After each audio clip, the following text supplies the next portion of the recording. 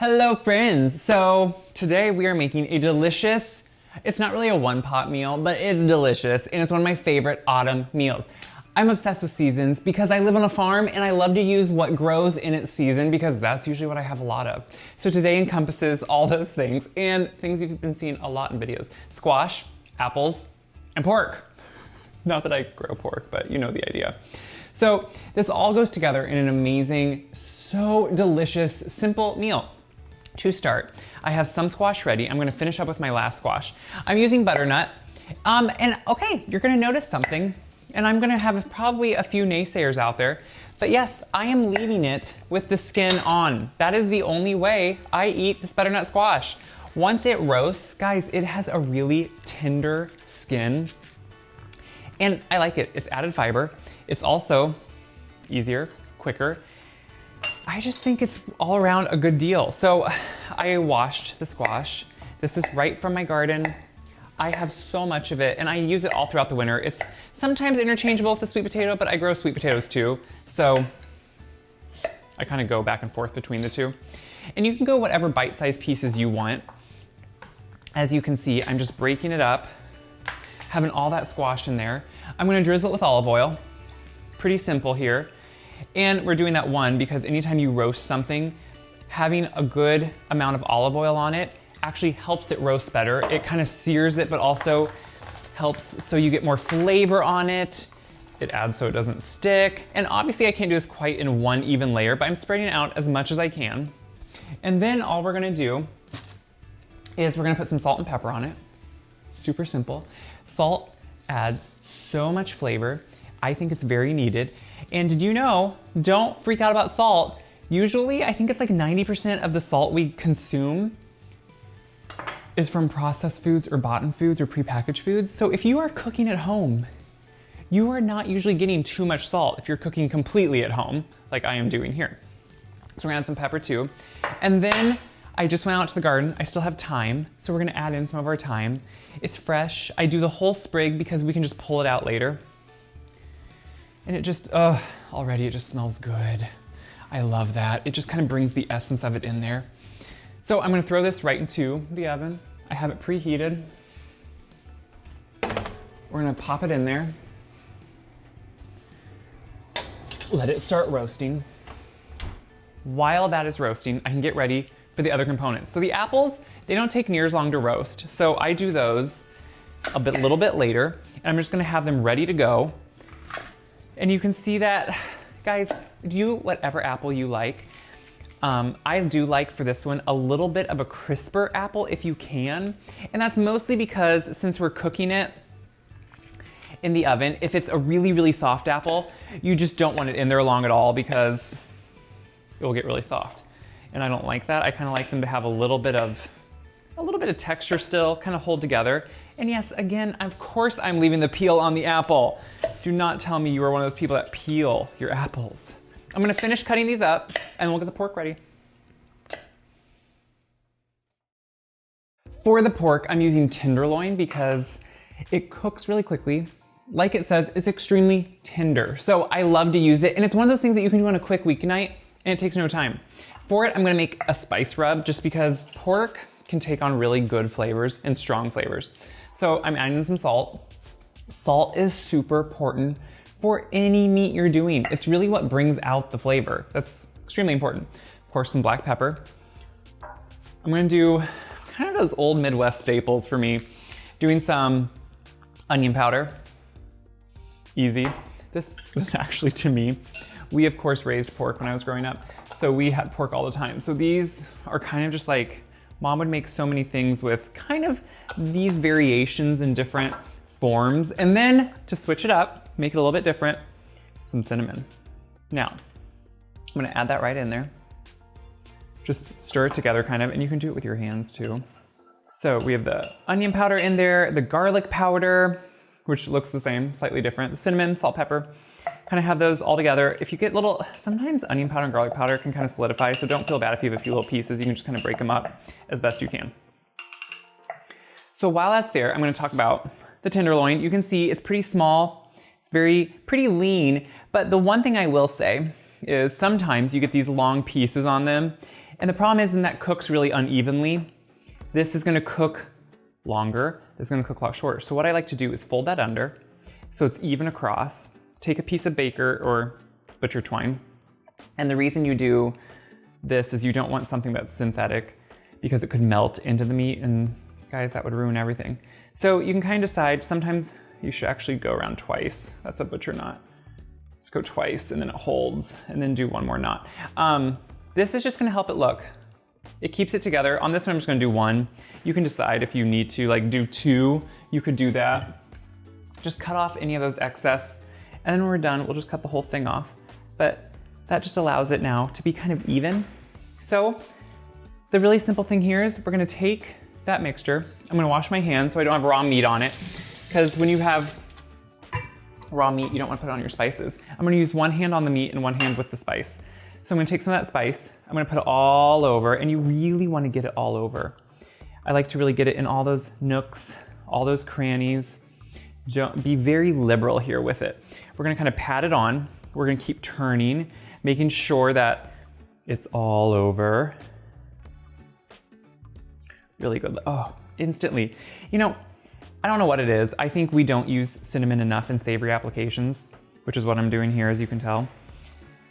And so I think it's kind of amazing how this instantly kind of lends a different flavor, and it really just amplifies, and it's delicious.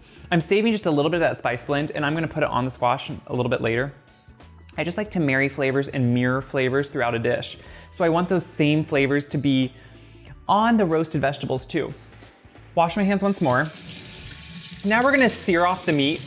It's not like you think. I think the old adage is always people think it sears in the juices. It doesn't necessarily do that. But what it does do is add some flavor and kind of a crust to the outside of the meat, and that I really like.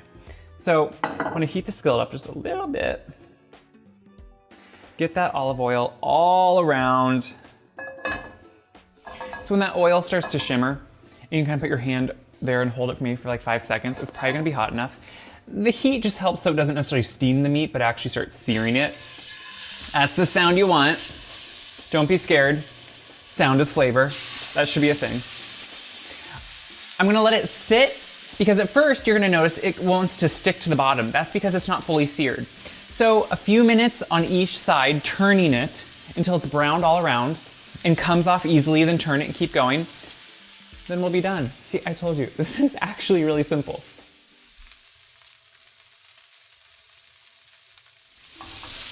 Ooh, it still just like sounds good, doesn't it? So I've seared it on all sides. You can see that. It has that beautiful crust kind of on it. Hasn't burned, that's the important part, but instead just smells amazing.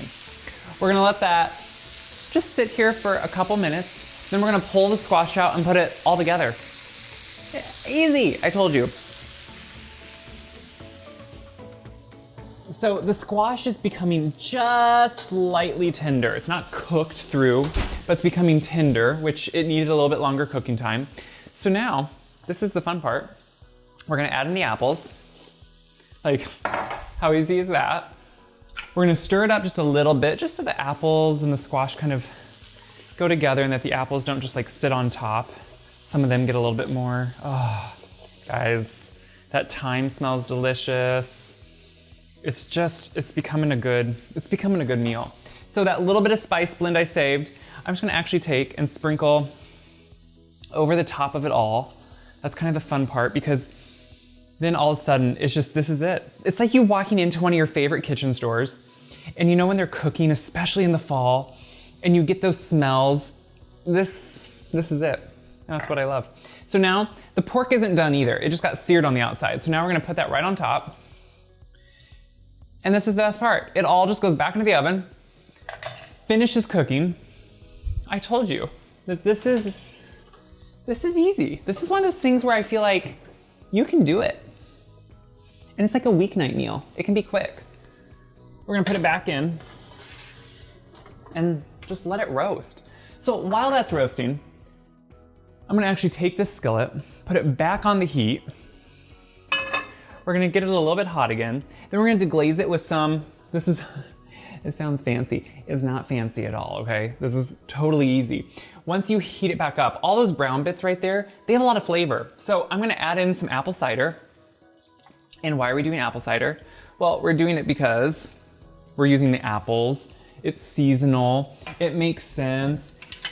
And then as that kind of starts cooking, we're gonna be able to work up some of those brown bits. Look at how they're starting to come up. And we're gonna make just kind of a quick sauce. It's not a gravy, it's a sauce.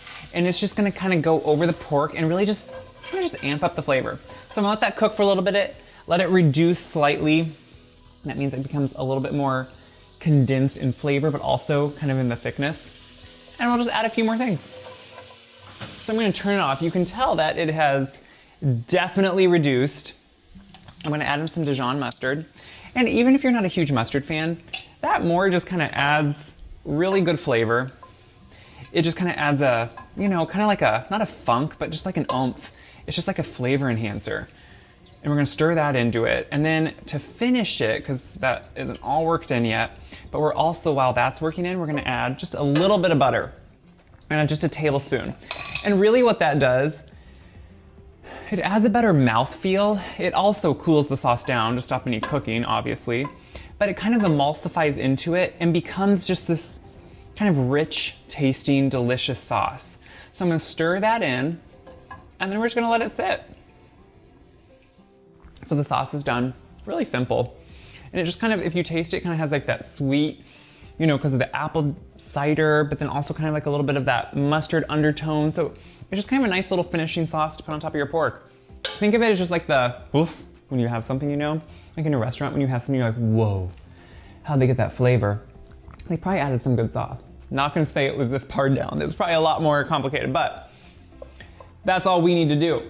We're gonna let that finish roasting, pull it out, and enjoy. That's the best part. So I checked the temperature. That's kind of the best way to know when meat is done. The squash and apples are definitely gonna be tender by then, but when pork reaches that 140, 145 degrees, you take it out, and then I like to let it sit at least 15 minutes. You can just put some foil over it if you want to. I a lot of times even will set it aside just so it can fully just like sit on its own with some foil over it, keeping the warmth a little bit. That's just, if you cut it right away, the juices just all go out of it. So letting any meat set just helps it kind of temper out, the juices kind of stay inside. Then we can cut it and stop just smelling and enjoying it and actually eat it. That's the best part. It looks so good. So you can tell it's been sitting just a few minutes, about 15. Still hot, steam is coming off of it, it's rested. So the one thing you do want to remember, if you string it up like I did and kind of have that twine in there, remember we did that just so it cooked more evenly. We take that out, just make a cut, pull it, there it is. You don't want to give that to anyone. So at this point you can just slice it up. Look at that beautiful, and when you cut it like this, you're cutting it kind of on the diagonal, on the bias, you're cutting it and you're making it so, like it's so juicy and so tender, and that's what you love. So a lot of times what I do, I cut it all up, put it right back on and serve it here. You know, this is a weeknight. This is a rustic meal, or that's what I call it. I mean, even if it's not, don't worry, but you know, and then the thing is, you can serve it with a salad, make it a little bit more, you know, but you can also just, I'm gonna taste it for you. I do what I can. We have the sauce here. This usually I would just drizzle, if I put all of it back on the pan, I just drizzle it over the meat. I mean, I gotta try it. Gotta pour some on. And it's good on the squash, the apples too. That meat, guys, it is so tender. It is so well flavored, so well seasoned. The squash, look at that, beautiful. Holds together, it isn't overcooked. And it's, oh guys, this is the, don't mind me as I just finished eating everything. This together, I mean, squash and apples, classic combo. This all is delicious. You get the flavors of fall, you get the bounty of the harvest of fall. And it's a quick weeknight meal. You can make this in under an hour. And that's what I love about this. So, what do I always say? What helps me out is when you guys share these videos around, tag people in them. I love to see you making them, and I love to see your conversations about the excitement about them or other recipes you've made. Check out Wise Guide. What is it? No, Wise Guide. I'm getting too excited to eat more. wiseguide.com for more recipes. For this recipe, And until next time, have a good fall, make some good food, cozy up. It's good, it's good. I'm just gonna eat more.